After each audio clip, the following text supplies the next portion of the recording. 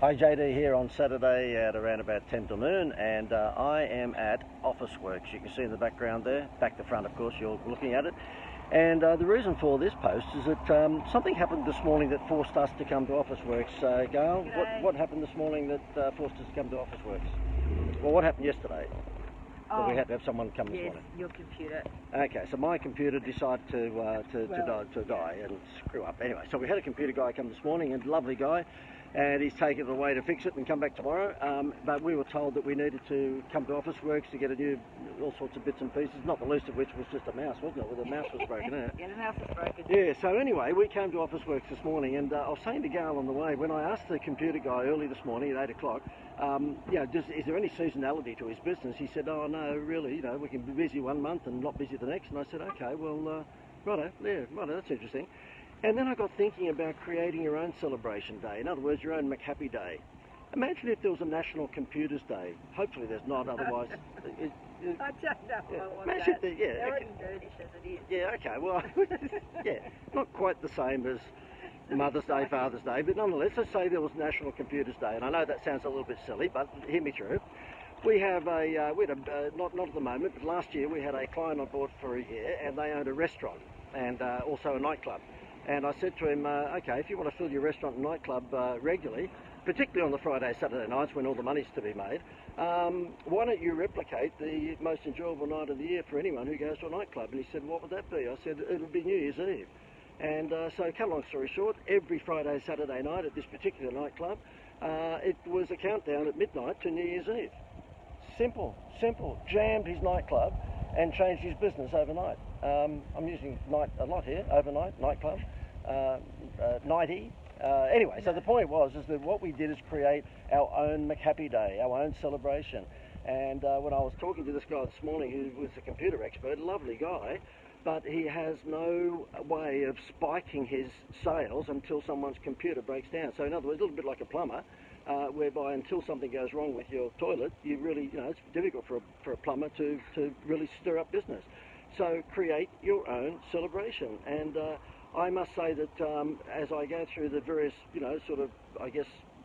businesses that we have on board, another one that comes to mind is a vinyl record shop that's come on board, both online and offline. They have a record shop about the size of what, a tennis court? About the size of a tennis court, with 300,000 records. And anyways, it's turned out they're saying to me, look, they're looking forward to next Saturday the 13th of April because it's National Record Store Day. And I said, okay, that's great. And they said, look, they can take a month's worth of takings in that one day. I said, righto, so why don't you have one a month? And they said, what do you mean? I said, well, the thing that intrigues me is Black Friday, which was kicked off in America, happens, I think it's after Thanksgiving or before Thanksgiving in America. I've got retail clients on who are like Harvey Norman, and I'm saying to them, have a Black Friday every month. If you find, I remember John McGrath years and years ago, I went to one of his seminars, he's the real estate guru, and I said to him, I never said anything to him, but he's saying on stage that the reason he made money out of real estate is because when he was younger, he bought a, broken down apartment in Sydney, he did it up, and then basically sold it for $50,000 or $100,000 more about 12 months later. And when he found that that was a system, he just duplicated that system for the next 20 or 30 years. That's how he makes money out of real estate. And so therefore my view is that if you've got a winner, then just duplicate the damn thing. So therefore, instead of just hanging around for Record Day or Record Store Day once a year, I've told these people to hold it once a month. Just hold your own record day once a month. It'll make a hell of a lot of sense, wouldn't it? So if you're in a business and you have a celebratory occasion once a year, turn it from once a year to once a month. And I say once a month, it might be once every 2 months. You've got to make up your mind what's sensible and what's not. But goodness me, create your own Easter, Christmas, Father's Day, Mother's Day, whenever you want. And the best way of doing that is to take the essence of what would be a national, whatever it might be, a McHappy Day or national, what would I say? Trying to think of the national things now. Anyway, you know what I mean. It's Saturday morning and I had a few drinks last night. I'm still recovering, okay? So that's why the brain's a bit fuzzy. I will leave it at that. By the way, if you do need some help, not psychologically, I can't do much there, and relationships, I can't do much there, but if you do need some help marketing-wise and you'd like to learn how to put together a marketing plan and get a hold of all of these sorts of ideas, I have a 22-minute video which I think is an easy watch, he says very boastfully, and you can watch that if you click the link above. It's called wowmysales.com, and if you do that, you can have a look at that video, and if there's an interest to get me to help you with your marketing thereafter, well, you'll know where I am. So just click the link above, wowmysales.com, and I think you'll find it an interesting watch. It shows you how to attract new clients or new prospects to your business. The game I'm in is avalanche leads, okay? And in the old days, because I've got a few wrinkles around here, in the old days I used to do that via television and radio and brochures and all sorts of things.